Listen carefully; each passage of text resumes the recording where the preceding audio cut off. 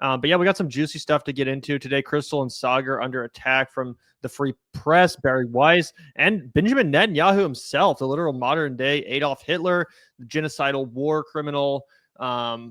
Apparently he's taking shots at Krystal and Saagar. Yeah, it's pretty crazy stuff. We can take a step back to this original article by the Free Press, which a lot of people paid attention to, and it's called "They Became Symbols for Gaza's Starvation, but all 12 suffer from other health problems." So this was just a really disgusting article by Olivia Reingold, basically trying to make the case that the victims that you see aren't actually victims of mass starvation in Gaza, but they're, people with pre-existing conditions. These are people with other health problems. They just have anorexia. All these people, they're just really concerned about looking good on Instagram, so they're starving themselves. I see. Yeah, it was honestly one of the most transparent and grotesque things I've ever seen from the Free Press. Not that they have a high bar to clear. It's run by Bari Weiss, who's a #1 genocide denier, Olivia Reingold, another massive cheerleader for Israel. These are the only reason these people have careers, is because they're willing to make fools of themselves on behalf of this, fucking genocidal state. Anyway, Krystal and the rest of the Breaking Points team took it upon themselves. Ryan Grimm also did some coverage on Dropside to basically debunk all of this horseshit. They called it disgusting. Ryan Grimm tweeted out that Olivia Reingold's name would be etched into history books as one of the people remembered for cheerleading a genocide and running cover for it. I encourage everybody to watch this. We don't have time, but this is a full 10-minute debunking that Krystal Ball does. Krystal exposes Israel's modern-day Holocaust denial, and one of the pieces that they reference is this Free Press piece where they're basically denying a mass starvation campaign that we can all see with our own eyes. Yeah, that's incredible work they did. Obviously debunking that absolute horseshit, which is only one step removed from the insane Israeli cope that, all the videos coming out of Gaza are AI generated. Right. I mean, this is basically the same line. Oh, don't believe your lying eyes. Look at all these emaciated people. Well, what you didn't know is these health conditions they had, which led to that. You didn't know about this, parasite in their intestine that was eating all the food they ate for. Like, what is this? What are we fucking doing here? Absolute insanity. So it's super good to see Krystal and Saagar debunking that shit. I urge you guys to watch that video. Because we'll get to that in just a moment, because there are multiple provable, clear falsities, even within this one garbage smear piece. But in addition, since you're so concerned about journalists, I'm sure you've done tons of exploration of the way that hundreds of journalists have been targeted for murder by the IDF. We just covered 5 who were killed yesterday. They are 5 among many who've been targeted for murder because they dare expose the truth about what's happening in Gaza. And that is enough for the Israelis to want to make sure that their existence is snuffed out. Not to mention, of course, that they block international journalists from being able to come into the Gaza Strip to document what's going on whatsoever. So that might be something else that you might want to explore, given your keen interest in the journalistic qualities and integrity. But speaking of that fact check, we can go ahead and put, is it F4? Yes, F4 up on the screen.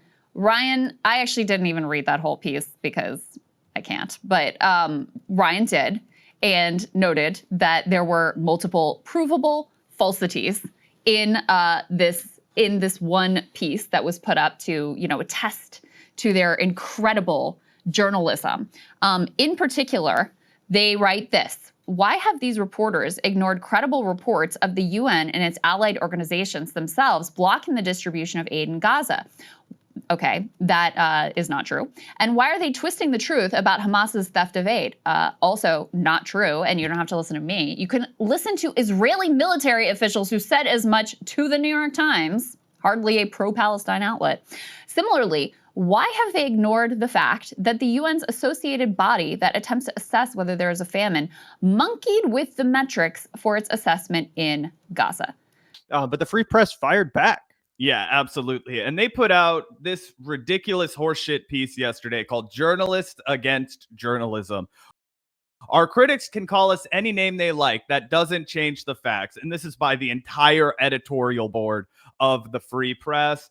And they come down and they basically just piss and moan. Last week, the Free Press ran an investigation into a dozen viral photos published by all major international media outlets aimed at depicting starvation in Gaza. All 12 pictures featured distressed Gazans, mostly children. All were skin and bones and all suffered from pre-existing conditions like cerebral palsy. Yeah, cerebral palsy doesn't make you fucking starve to death, okay?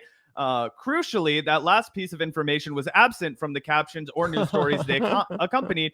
In leaving out that context, the outlets presented an incomplete story rather than typifying the situation in Gaza right now. These are exceptional cases, except they're not exceptional cases. Like 40 to 50% of all people in Gaza are already having internal organs eaten away because they're starving to death. Like 90% of the people in Gaza are food insecure or starving. Okay. It is absolutely in no way the exceptional cases. It's the norm cases. And just because you can find some pre-existing condition, that somebody is ailed by, doesn't mean it's justification for them to starve to death. If you looked all over the American population, you would see, tons and tons and tons of pre-existing conditions, right? All kinds of pre-existing conditions. How many people do you see starving to death?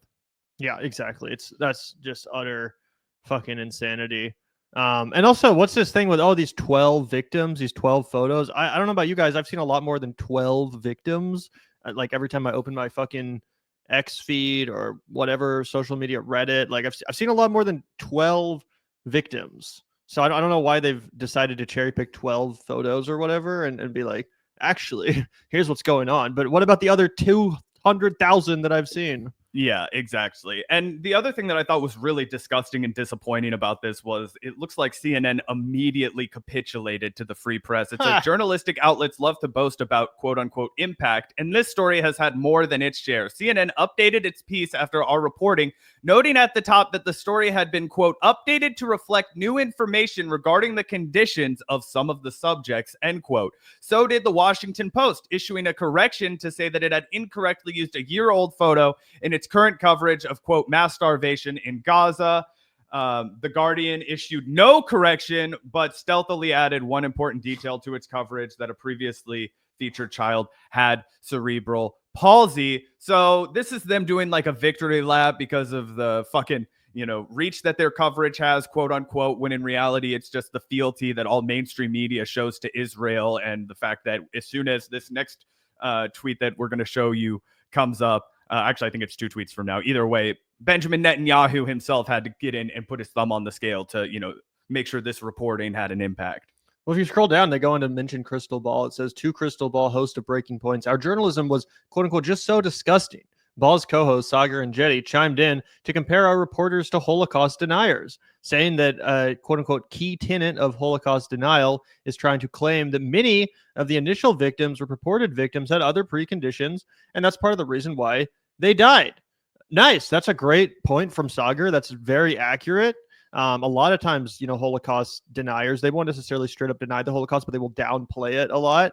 That's something you notice constantly. It wasn't as bad as they say. Basically the same thing going on here. So that's hilarious that they, quoted that when it's 100% accurate. And just to name drop Krystal and Saagar, like, we found 2 people online who didn't agree with us. Let's hear from them. Krystal and Saagar said this was disgusting. Yeah, they also make Glenn come off really based here. They say Ball and Enejti are not alone. Glenn Greenwald, a self-proclaimed free speech absolutist, argued not just for our censorship, but for our, quote, trial at The Hague. Yeah, that's because Glenn doesn't want you fucking censored. He wants you criminally punished for your crimes. Barack Obama's former deputy national security advisor, Ben Rhodes, whose nickname incidentally in that administration was Hamas, says we are sociopathic. Ryan Grimm, co-founder of Dropsite News, predicts reporter Olivia Reingold's name will become notorious for a generation. We are confident our reporters' names will be known, but not for the reasons Grimm and his ilk suggest. LOL. I mean, literally imagine doing this with the Holocaust. Like, imagine it's like the 1940s or something.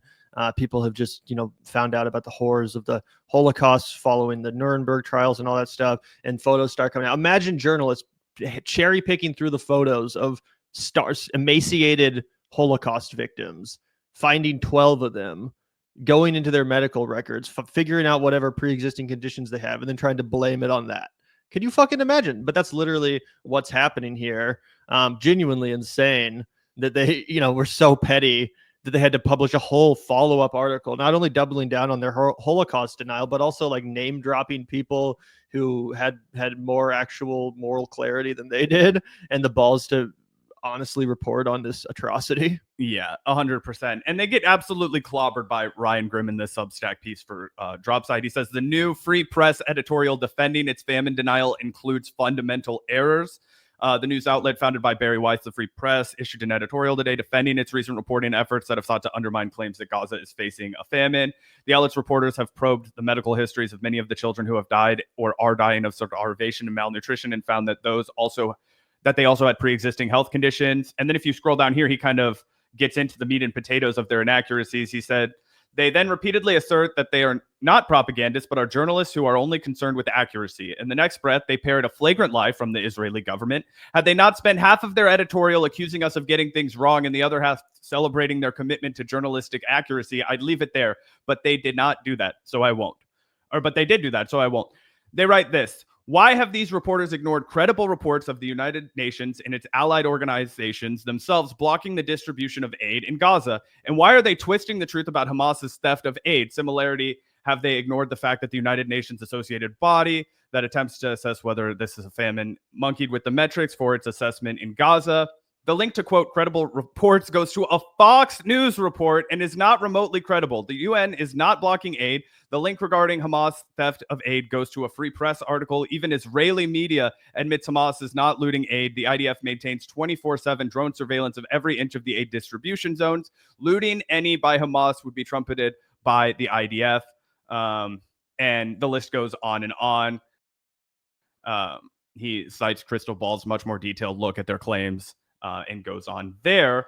But did you have anything to add before we get to the Benjamin Netanyahu kicker, Gavin? Yeah, not really. Let's see what Benji had to say. Yeah, facts matter, Gavin. That's what Benjamin Netanyahu has. So you've probably seen these photos of skeletal kids in Gaza on front pages, all over social media, even in a UNICEF ad. They've become the symbols of famine. But we decided to look into these photos and the stories behind them. And what we found is that in case after case, these kids were sick, but not just with malnutrition. In every instance, they were suffering with other conditions or illnesses like cystic fibrosis, cerebral palsy, and even traumatic head injuries.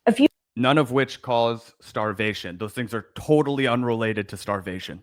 2 weeks ago, I started to notice that the same kids were appearing over and over again in coverage about Gaza, and they were being photographed by different photographers, which suggests some element of coordination. And then the New York Times had to issue an editor's note about this viral image. And that made me wonder, what else weren't they telling us about these photos? We did something so simple, it's shocking that no other journalist bothered to do it. So this is how we figured this out. Let's just take this example of Najwa Hussein Hajj, who appeared in CNN simply as suffering from severe malnutrition. Right. So what they're doing right here is they're going to try and nitpick all of these fucking, children, be like, oh no, they're not starving to death. This kid has cystic fibrosis. It's like, oh, this kid's not starving to death. They hit their head when they were 2. Oh, that's why their body looks like this. Yeah, they're not even really denying that the malnourishment and the starvation is also going on. So it's like, yeah, no one said that all the people in the photos were only malnourished. Lots of different people have lots of different conditions. Seems kind of a weird hill to die on. Yeah. Went to Google Translate. We took the Arabic spelling of her name, put that into Google, and pulled up a lot of local clips in which her parents were talking about what was really going on. And what we learned is that she has an esophagus condition, which is something that was even reported in English media, including the New York Times. Oh, too bad she can't get treated at the hospital because Israel fucking destroyed them all. That is a quite different and more nuanced story than the assumption that Israel wants her dead and they're starving her. The most important thing to realize is that the average Gazan does not look like that. And that is really what we find to be problematic about these images, is that they were being used by mainstream media. And that is absolutely untrue, guys. If you look at the average Gazan right now, they're fucking starving to death, okay? If you watch any kind of independent media where people are actually interviewing folks from Palestine that have made it to safety, they have made it, out of the Gaza Strip, they're no longer in immediate risk of peril of starvation, whatever. They will talk about how the shortage of food is everywhere. It is a constant battle for every single soul in Gaza right now, and they're all starving to death. That nobody that comes out of Gaza looks like they're well nourished. In general, stories about starvation. How is it that these legacy newsrooms lacked scrutiny for information coming out of an active war zone controlled by a terrorist group? Well, we asked them, and to figure out what they said and how they defended themselves, you should check out our story in the Free Press. So anyway, just a bunch of bullshit. Benjamin Netanyahu, putting his thumb on the scale to, amplify the message of the Free Press and to call out, journalists in the West that are actually telling the truth to their audiences. Yeah. Also, it's just stupid. Like, I don't think by publishing a photo of one specifically malnourished person, it's not like the journalist is saying this is how every single person in the entire country looks. Even if it is true that they're all malnourished, it's not the point. Like, imagine a war photographer taking a photo of, of someone who just got their fucking head blown off on the war field or the fucking battlefield, right? A grenade went off, their fucking face exploded. The journalist takes a photo of that. It goes viral. People realize how terrible the war is, right? The journalist is not saying that every single soldier in the war looks like that. They're showing a photo of someone they saw on the fucking battlefield. No one's saying a photo of one person is the same, is representative of everyone in the fucking country.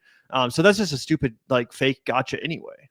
100%. And even mainstream press, right? The Guardian is the mainstream press I'm partial to for no other reason than they don't pay well and their ads are somewhat reasonable to look at and not totally offensive when you're trying to scroll. But they have this article. It came out over a month ago, The Mathematics of Starvation, How Israel Caused a Famine in Gaza. I encourage everyone to read it because it will dispel any of this notion that it's selective cherry picking to get images like this poor individual, this poor starving child, right? It's absolutely baffling. And, to Gavin's point earlier, this would be like watching people who have come out of Auschwitz and been like, oh no, they had a bunch of pre-existing conditions before they went in there. That's why they're starving. Oh, this wasn't because of how they were treated in the camps. It was because of the conditions they were in before the Nazis even got there. Yep. So anyway, just something that I wanted to, kickstart the show by talking about. Pretty crazy stuff. Yeah, genuinely crazy. Again, it's wild that anyone who supports Israel would try to minimize what they're actually doing. It's one thing if you just support what they're doing and you're honest about it, but at least fucking be honest about it. If you're gonna have that position, if you think that Israel has the right to commit a genocide, then at least come out here and fucking defend the genocide they're committing. Don't pretend like something else is happening. Oh, just out of frame, all the Gazans were actually lining up at the fucking buffet. Just out of the frame, there's this one kid with cerebral palsy, but all the other ones, they're heading right into the Golden Corral. And that's what CNN omitted from their article, as if CNN's coverage has been like slanted towards Palestine and not Israel this whole time, as if any of these fucking outlets have had like biased coverage in favor of fucking Palestine instead of Israel, and we all know it's the opposite. This is one of the few times these articles and outlets are being honest and showing people the reality of what's going on.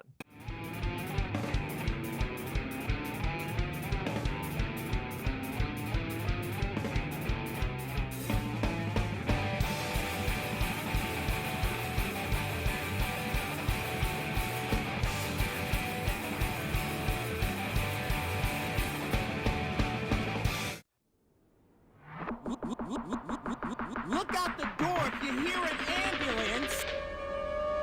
The Vanguard will be there.